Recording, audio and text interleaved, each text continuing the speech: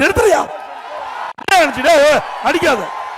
ஒவ்வொரு முறையும் ஆள் இல்லாத ஆம்புலன்ஸ் ஈக்கிட்டு தம்பி கம்முன்று போங்க.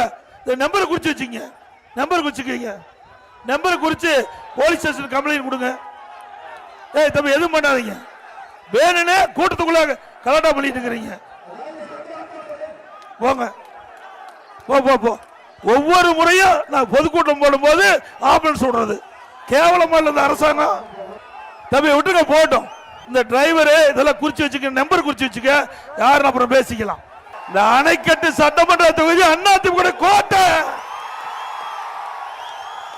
இது மாதிரி 1000 ஆம்புலன்ஸ் விட்டாலும் மக்கள் மனதை மாற்ற முடியாது.